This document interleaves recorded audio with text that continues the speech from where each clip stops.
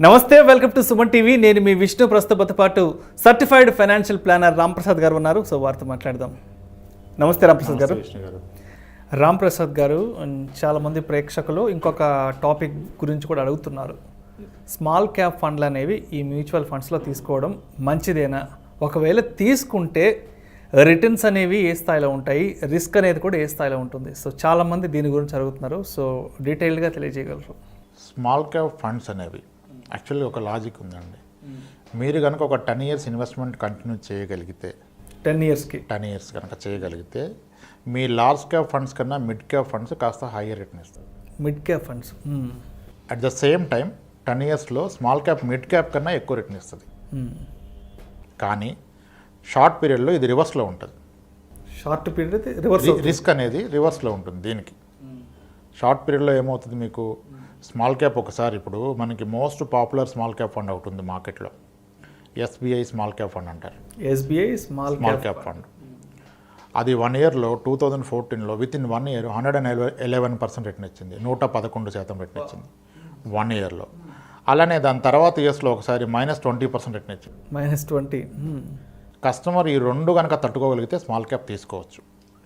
ఈ రెండు తట్టుకోగలిగినప్పటికి కూడా అతని ఇన్వెస్ట్మెంట్ టైం పీరియడ్ అనేది మినిమం 10 years ఉంటే స్మాల్ క్యాప్ తీసుకోవచ్చు. Minimum 10 years.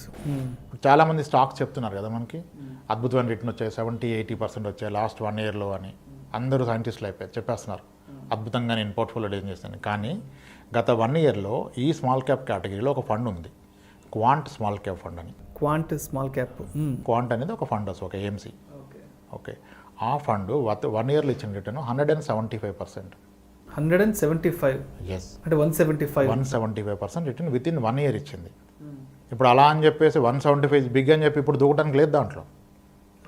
మళ్ళీ 175 అవ్వదు కదా, మేబీ నెక్స్ట్ ఇయర్ -40% ఇవ్వచ్చు. కానీ అటువంటి స్మాల్ క్యాప్ ఫండ్లో మీరు 10 years ఉంటే 10 years average return large cap కనుక 12 ఉంటే మిడ్ క్యాప్ 13-14 ఉంటుంది, స్మాల్ క్యాప్ 16-17 ఉంటుంది. ఓకే. సో అయితే మనం అండర్స్టాండింగ్ 10 years వరకు ఇన్వెస్ట్ చేస్తున్నాం, కానీ 10 years ఉండే అవకాశం ఉండకపోవచ్చు, మధ్యలో అత్యవసరాలు రావచ్చు, తీయాల్సి రావచ్చు. కాబట్టి మీకు మీ గోల్ అనేది 10-14 years తర్వాత ఉన్నా సరే పూర్తి అమౌంట్ స్మాల్ క్యాప్లో పెట్టడం కూడా కరెక్ట్ కాదు. ఓకే. స్మాల్ క్యాప్ అనేది మీ భోజనం తర్వాత పెరుగన్నం లాంటిది. ఓకే ఓకే ఓకే, చివరిగా ఫినిష్ చేయాలంటే పెరుగన్నం వేసుకుంటారు కదా, అలానే మీ పోర్ట్ఫోలియోలో ఒక స్మాల్ క్యాప్ స్కీమ్ కూడా పెట్టుకోండి. దానికి మీ ఓవరాల్ పోర్ట్ఫోలియోలో కాస్త వెయిటేజ్ ఇవ్వండి, ఒక 5% ఆ 10%, దాని బియాండ్ ఇవ్వద్దు. సో ఇలా ఒక పోర్ట్ఫోలియో బిల్డ్ చేసుకుని వెళ్తున్న క్రమంలో ఒక ఇన్వెస్టర్కి ఒక అండర్స్టాండింగ్ వచ్చేస్తుంది. ఆ కాన్ఫిడెన్స్ వచ్చిన రోజు మీరు స్మాల్ క్యాప్ పెంచుకోవచ్చు. కొంతమంది ఇన్వెస్టర్స్ వెరీ క్లియర్, సార్ మీరు చెప్పిన లాజిక్ కరెక్ట్, 10 yearsలో వస్తుంది, ఇది ప్రూవ్ అయింది, నేను క్రాస్ చెక్ చేశాను. సో నేను 10 yearsలో తీయనండి, నాకు ఎన్నో అసెట్స్ ఉన్నాయి, నాకు అవసరమైతే ఒక స్థలం అమ్ముకుంటాను, పొలం అమ్ముకుంటాను, గోల్డ్ అమ్ముకుంటాను, మ్యూచువల్ ఫండ్ అమ్మనండి, సో నేను స్మాల్ క్యాప్లో పెడతా అంటారు. మేము ఎంతో కష్టపడి ఆయన పూర్తిగా పెట్టొద్దని అని చెప్పి ఒక 30-40% వెయిటేజ్ ఇస్తాం. సో స్మాల్ క్యాప్ అనేది right investment for a longer period. Longer పీరియడ్కి అయితే మంచిది. అంటే ఈ టెన్యూర్ అనేది ఎక్కువ తీసుకోవాలి. ఆ ఎక్కువ టెన్ ఉండగలిగితే ఈ మధ్యలో మీరు అన్న 100% ప్లస్ వస్తుంది, -20 వస్తుంది. ఇవన్నీ కాంబినేషన్లో మీకు లార్జ్ క్యాప్ ఫండ్స్ కన్నా మిడ్ క్యాప్ కన్నా ఒక 3-4% ఆల్ఫా ఎక్కువ ఇస్తుంది, హయ్యర్ రిటర్న్ ఇస్తుంది. సో స్మాల్ క్యాప్ తీసుకోవచ్చు, కానీ మీ పూర్తి ఇన్వెస్ట్మెంట్ స్మాల్ క్యాప్లో పెట్టకూడదు. ఓకే. దానికంటూ ఒక లిమిటెడ్ వెయిటేజ్ ఇచ్చుకోవాలి.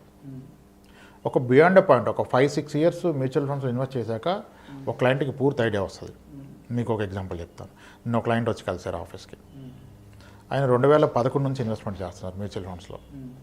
2016లో ఆయన ఇల్లు కొన్నారు హైదరాబాద్లో, చాలా తక్కువ రేట్లో కొన్నారు. ఒక ఫ్లాట్ని 28 lakhsలో కొన్నారు ఆయన.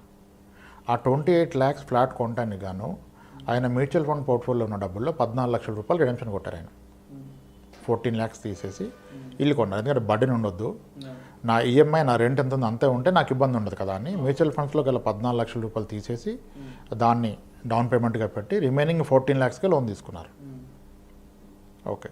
సో ఆ రోజు ఆయనకున్న నాలెడ్జ్లో అది సరైన నిర్ణయం అనుకున్నారు. ఇప్పుడు నిన్న ఫైనాన్షియల్ ప్లానింగ్కి వస్తే ఆయనతో మాట్లాడుతూ ఉంటే నేను అన్నాను, సార్ అది ఎంతవరకు కరెక్ట్ అంటారన్నాను. మీకు లోన్ ఎలిజిబిలిటీ ఉన్నప్పుడు మీరు 28 lakhsలో అట్లీస్ట్ 24-23 lakhs తీసుకుంటే బాగుండేది కదా సార్, మీరు మ్యూచువల్ ఫండ్స్ అనవసరంగా తీసేశారని ఫీల్ అయ్యంటే, అయ్యో చాలా బాధపడ్డానండి, అది ఉంటే ఇప్పుడు దాని వాల్యూనే నాకు 30 lakhs అయిపోయేది, 35 lakhs అయ్యేది. ఎందుకంటే పోర్ట్ఫోలియో అప్పుడు కూడా ఆయన పూర్తి అమౌంట్ తీయాల, 14 lakhs తీసే రిమైనింగ్ ఉంచుకున్నారు.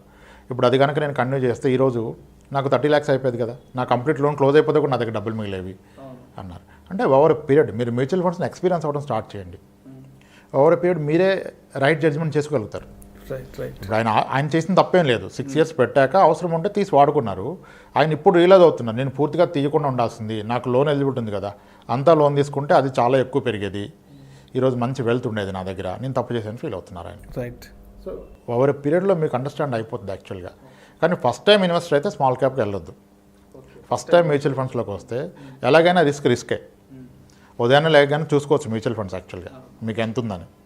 మొత్తం మ్యూచువల్ ఫండ్స్ అయితే రోజుకి ఒకసారి చూసుకుంటారు, స్టాక్ అయితే ప్రతి నిమిషానికి చూసుకుంటారు, ప్రతి నిమిషం. ఓకే. సో ఇది బెస్ట్. ఓకే మీకు అక్కడ మెంటల్ ఎక్సర్సైజ్ ఎక్కువైపోద్ది. స్టాక్ ఉంటే మీరు అనాలిసిస్ చేయాలి. ప్రతి నిమిషానికి 9:15కి మార్కెట్ స్టార్ట్ కాగానే పిల్లోడు డైపర్ చూసినట్టుగా చూస్తూ ఉండాలి ఏమైందని. సో మ్యూచువల్ ఫండ్లో మనకు ఆ టెన్షన్ ఉండదు. లాంగ్ టర్మ్ పెట్టుకోవాలంటే స్మాల్ క్యాప్ తీసుకోవచ్చు. సో బెటర్ అంటారు. లాంగ్ టెన్యూర్ తీసుకుంటే 15-20 years 25 years అయితే స్మాల్ క్యాప్ బెటర్ అంటారు. అంతే. ఒక థాలీ ఫుడ్లో కర్డ్ ఒక కప్ ఉన్నట్టుగా, పెరుగు ఒక కప్ ఉన్నట్టుగా మీ ఓవరాల్ పోర్ట్ఫోలియోలో ఒక స్మాల్ క్యాప్ ఫండ్ పెట్టుకోండి. దెన్ దట్ ఈస్ రైట్ అండి. Thank you so much Ramprasad గారు. మ్యూచువల్ ఫండ్ ఇన్వెస్ట్మెంట్స్తో ఫైనాన్షియల్ ప్లానింగ్ అనేది ఎలా చేసుకోవాలనే విషయం గురించి చాలా డీటెయిల్గా చెప్పారు sir. Thank you so much sir. Thanks అండి.